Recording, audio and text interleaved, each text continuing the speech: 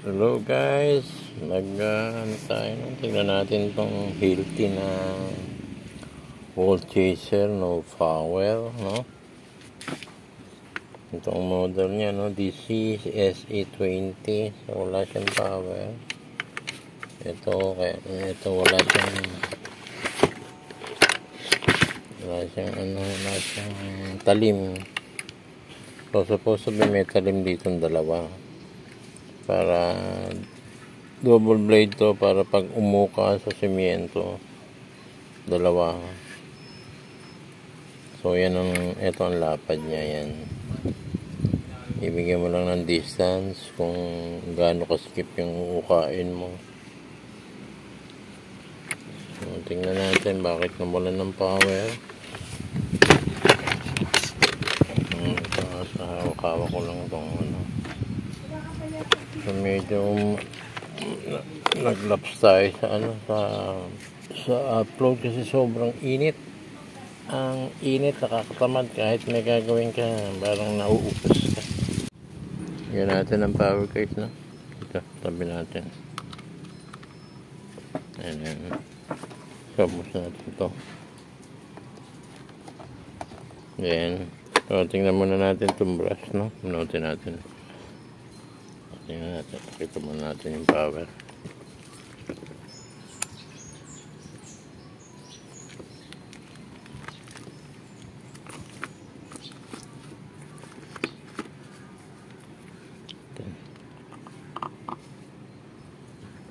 Ayan, so nakatuan pa yan. Ayan, 235 natin yan.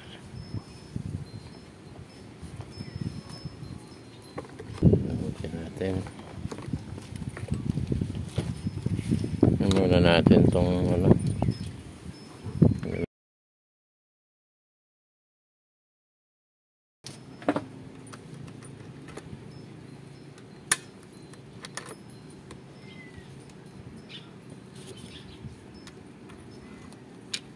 so maganda pa, mahaba pa, oh.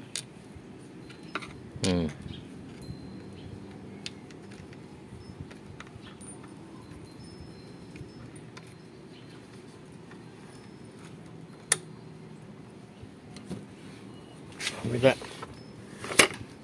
sa ilalim.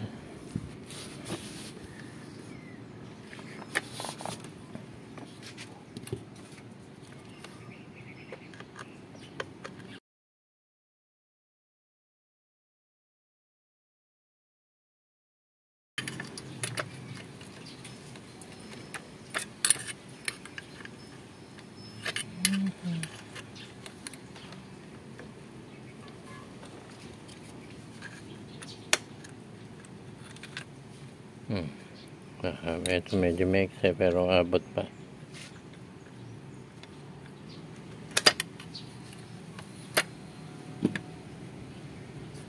Natin kung tutulog yung dalawa.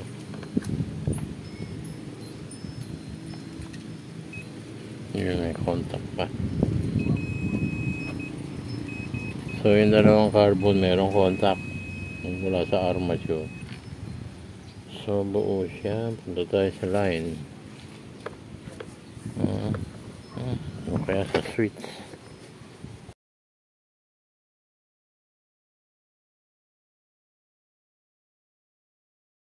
Tagay.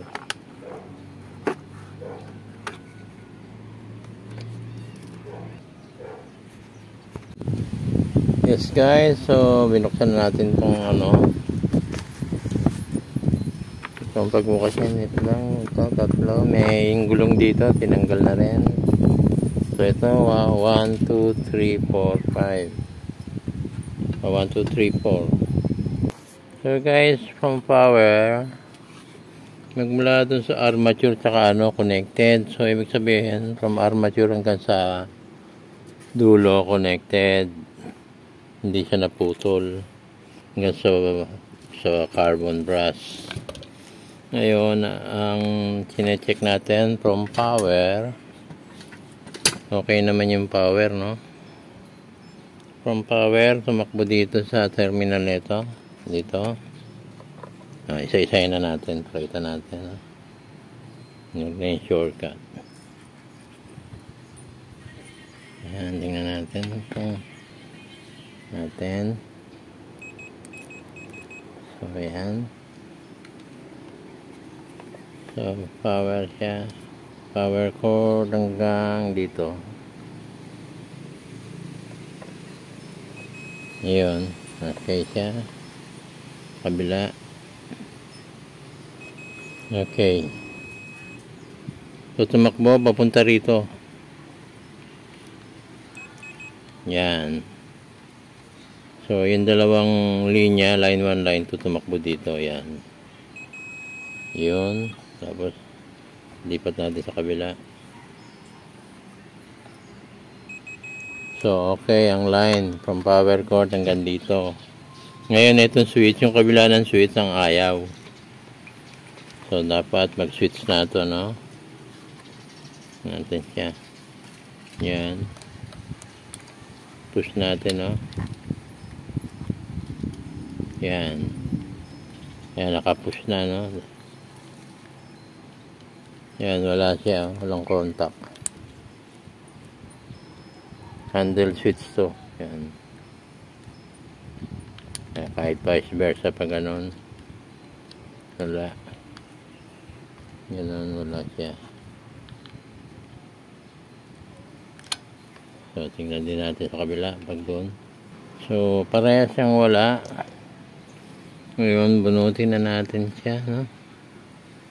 Para makuha natin yung pinaka, ano niya.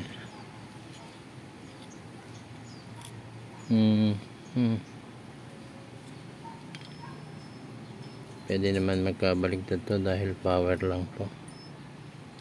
Tanggalin natin to, tsaka ito. Bubuksan natin to. So guys, tanggalin natin, dalawa. Okay. So guys, ito na, no? Buksan natin to, dahan-dahan lang, baka mamaya may spring na tumalsik. Hindi ko pa rin nabubuksan to first time. Hinay lang tayo at baka matalsikan.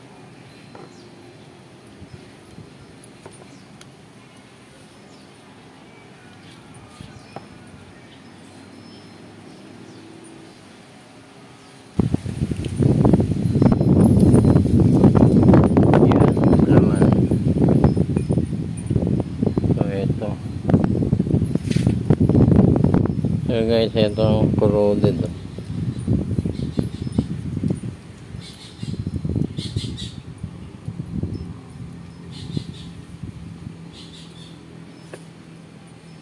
Ano bali yata yung isa natanggal. Yan. Hindi naman. So yung contact niya ayaw siya mag-contact. Andito lang, linis lang yan, ang dumi. Dito, ayan o. Ayan.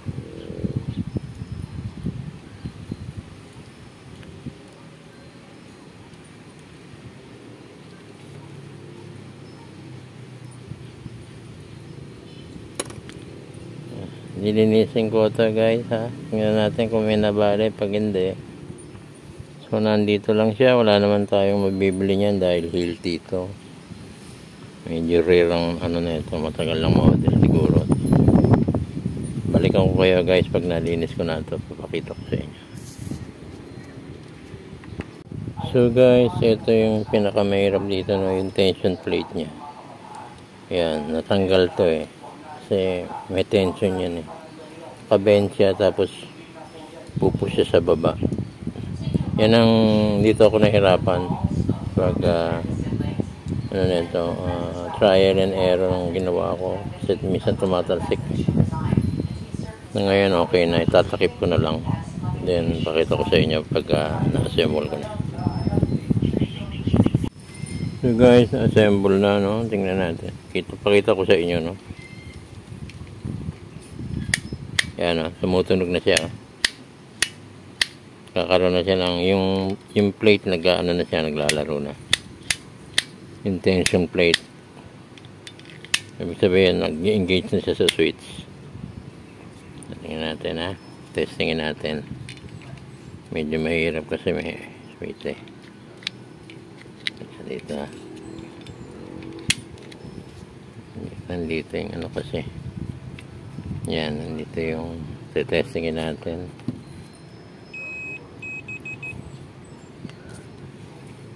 So guys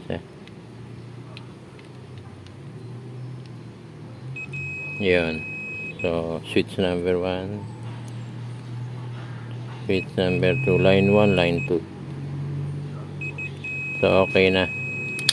Okay. Assemble na natin. Salamat at dito lang ang trouble.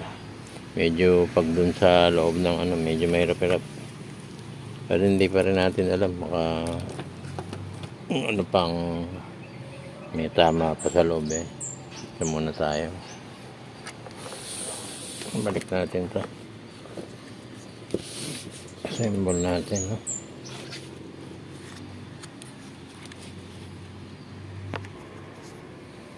So guys, ito lang naman yun eh, no? May sa ibabaw lang. Ito.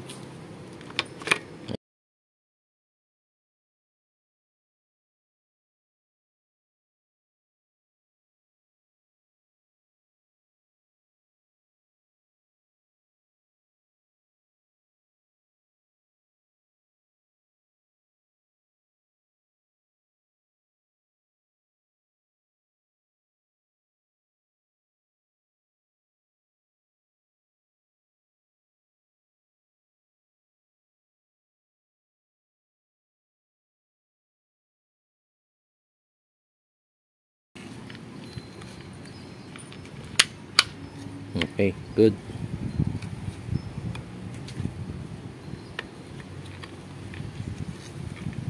Assemble na natin ito.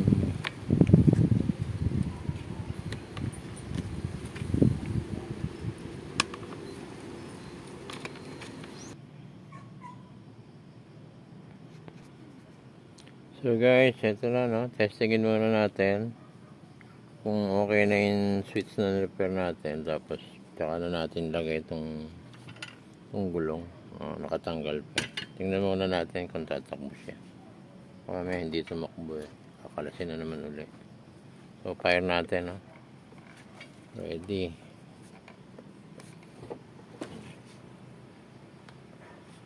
Wala.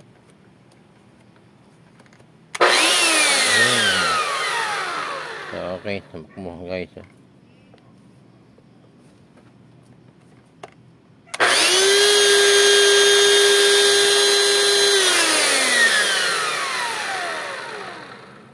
So okay, success yung switch natin, no?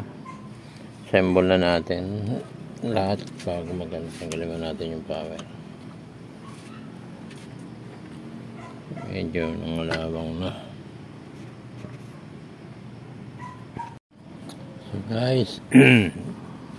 So guys, na-assemble na natin, ha? So ito yung paa.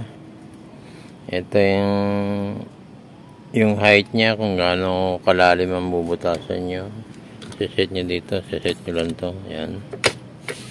Meron na siyang stock. Yan. Yan setting yun. 10, 20, 30. Then, lagyan natin ng bala para makita nyo, no?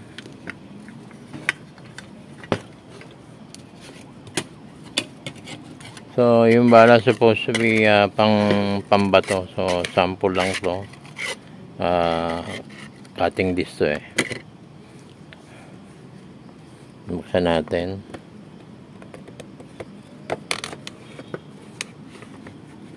So, ito niluwagan ko na, no?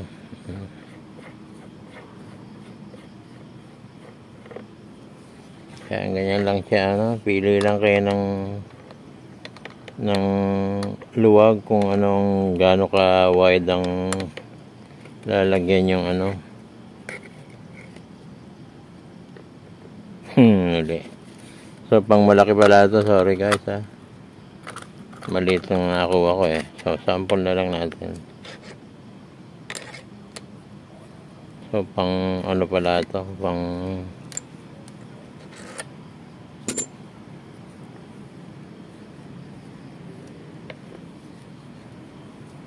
malaki siya, pang wide ano, no? Hindi pwede pala ito. Maliit. Dapat malaki. So guys, ganito lang siya, dalawa. Isa, dalawa. Pagpalagay ganyan, tapos may distance yan, dalawa. Mali. Pang grinder ko kasi ito eh. So, ngayon na lang, assuming na ito na yung dish natin. Lalagay nyo lang ito yung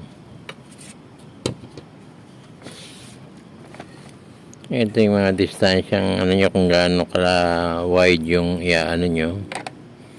Lagay nyo lang to. Yan.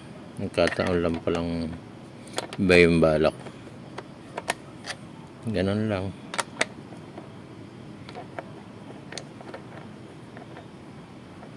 Tapos ipangkakat nyo na yan na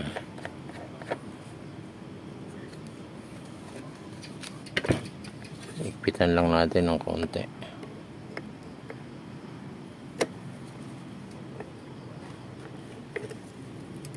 Kaya sara na natin.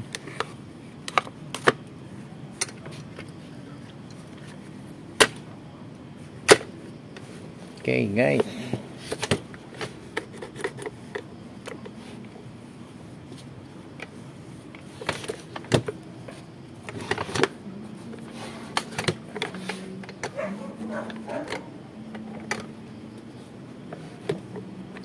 saksak natin, no? Tingnan natin, naka-assemble na lahat. Pag mataas ang ano nyo yan, pag gusto nyo mataas yan, i-pull nyo na lang to. Yan. Tsak-tsak natin, tsak-tsak.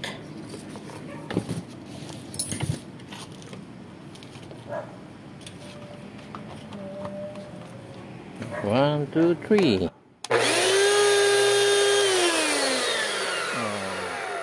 Tutulak na lang to para humiwa ng dalawang blade yan eh. Magkasa ano, may kanal na kaagad.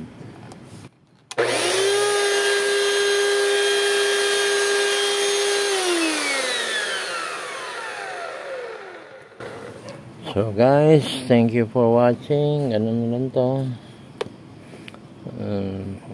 Tempo na switch lang, hindi lumaki, no? Mahirap pag armature na to. Thank you, bye bye.